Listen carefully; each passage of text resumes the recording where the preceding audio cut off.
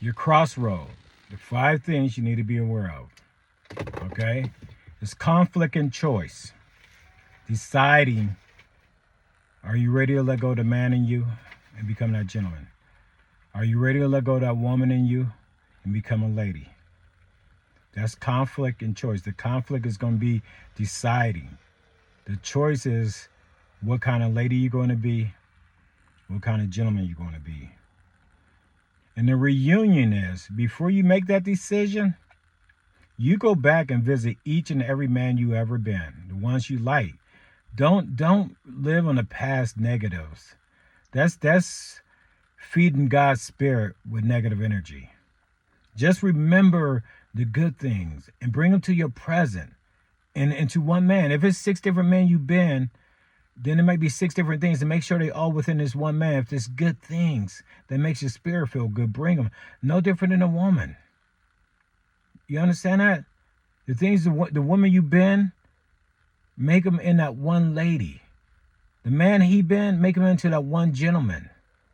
And that gentle man, you can be all them different men you've been, all in one. And the transformation is once you start made that choice, your transformation of feeling the difference and understanding your true purpose. Your true purpose. That's what you understand. And within that transformation, you're going to see the clarity. Things I'm saying may not make sense right now. Oh, but when you truly are awakened, it's amazing how things that you thought that you didn't realize you didn't think about them. You just assume. You just assume. But when you take the time to think about something, that is you having a conversation with God, and God will tell you the truth. It's amazing. And the new beginning is once you made that transformation, and you are now, you know you are that lady. You are that gentleman. And you are aware of all the different hats you wear, and you can be conscious. Not conscious of the seed of man or conscious of the egg, not conscious of what society wants you to achieve and do, but conscious of your Father in heaven, in which he's not above you. He's not in front of you, but he's in you. Conscious of the spirit that gives you life. We sense it. We know it. But do we ever admit to it? And when you admit to it and you feel it and you try to feed it to make this outside structure grow, the seed of man, the egg of woman, the human being, the celestial being is within you, your first birth. Your second birth is the human being in you. The date of birth on earth. And that fresh start is, as I stated, it's an amazing thing when you learn to be that lady. And that woman that was lost, that man that been lost that you thought was such a great man, you know, every time you go become a different man, there's something greater in you that you like about yourself. Am I right? Learn to be that man within your gentleman. Learn to be that woman within your lady. Let go of that man in you. No woman wants to be a woman when she has a man in her life that's supposed to take care of the responsibilities of a man. When you learn to admit to that, then you'll learn to see the greater part of you. You are here to do far greater things than what a man is supposed to do for you. God only gave you 10% man. Man is 90%. But he's not a complete man till you learn to master the man inside of you. That's why God put you on earth. When you give yourself to a man, he didn't learn to master you. He took it by force. Okay? The fuckery of man. All of it. No father wants his daughter to get fucked compared to love. And only a gentleman can do such a gentle thing. Fuck is a tough sport. Stop playing that sport with man. Let man go play football and basketball and hockey and all that stuff. And stop learning to become instead of a woman, y'all become a woo man. Y'all rather go out there and box. And look, I know y'all got this wisdom. Y'all got man in you. You can bring that there. You, instead of becoming a woman, you become a woo man. Stop. God ain't gonna let no form a woman or woo man inside of heaven. And he definitely ain't gonna let these transgender women in, so stop. The woman is the devil. Man is the devil. Stop living up to being the devil and become that lady. Everything y'all saying. And men, y'all got all kinds of complaints. How many complaints can you put on there posting of women, of ladies and gentlemen arguing? They don't. They don't. And they can't pretend to be a lady and gentleman, because if it's some argument in it, guess what? They're not doing what they're supposed to be doing. I can easily tell you that, and they'll make up excuses. It is what it is. And when you know, you'll know. Some part of the journey is not to be told, but it's to be experienced. And when you learn it, it's some things you can't tell a person until they go through it. Loneliness is not being lonely if you got God inside you. You can never be lonely if you know you got God inside you. Go be with God. When you feel that feeling, you being lonely, that is God calling to you. Go be with God. These things going to help you walk through your 5 transformations. You understand that? Learning to be lonely is learning to be with God. And through your transformation, you'll be able to remember your past lives, the women you've been, the men you've been, and the things in it. See, you're not supposed to like me. You're supposed to like yourself within me. And if it's something you like within yourself, within me, then you like yourself.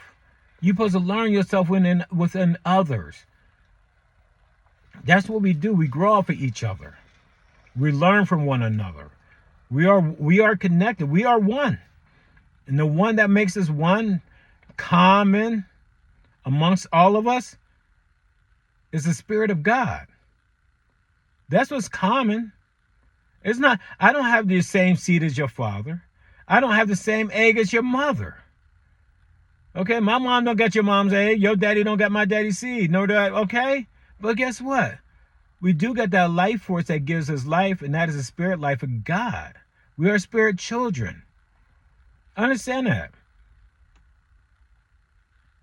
But understand your conflict and choice. You're at your crossroads. If you decide to walk back and still be that man, when God decided to make a decision on earth and you don't know to be a gentleman, and you never practice being a gentleman, ooh, I don't want to be you. And ladies, I know you want to be that BBL, you want to be all that, and glang, do all this stuff for a man, but you got to ask, what true man has been there for you from day one? It's not your father on earth, but it is your father in heaven.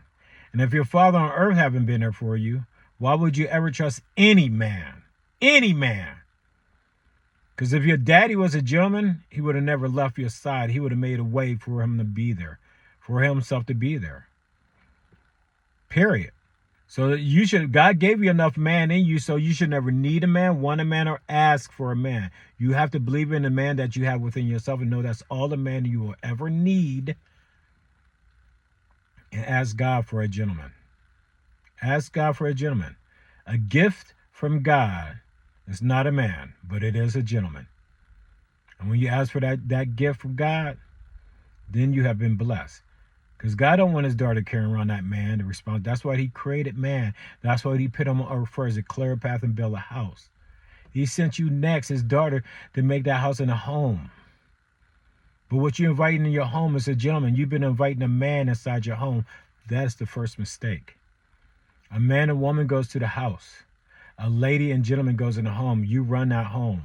The 5 rooms in a home that dominates that relationship: kitchen, dining room, living room, bathroom, bedroom. 4 3/4 of that house you'll run that will make it into that home. 4 3/4. The last quarter is the king size bed. Allow him to run that. As long as he been a gentleman, reward him. As long as he treated you mentally, emotionally, reward him with heaven on earth. And heaven on earth is between the legs of a goddess. Allow him to go to heaven only as a gentleman. Never accept the fuckery of a man. God wants you to have sex. He gave you anywhere between 8,000 to 16,000 nerve endings on the clitoris the size of a pinky with a hood on it. He gave you 8,000 on each one of your nipples and 10 on your tongue on top of taste buds. He wanted your sex to be 3 times greater than man because he only gave man 4,000 on the head of his penis. He wants you to have sex. He just don't want you to have it with a man because a man's going to fuck you. The fuckery of a man. And the only part that's going to be fucked, understand it, man puts your physical above your mental and your emotional. He puts your physical above the me. He puts your physical above your me. He suppresses your mental and emotional because he pays attention. That's why y'all becoming BBLs. God gave you wisdom, the woo and the fee in you. That is the wisdom. He gave you creation. Give a woman a lemon, she makes lemonade. What do you think a man is?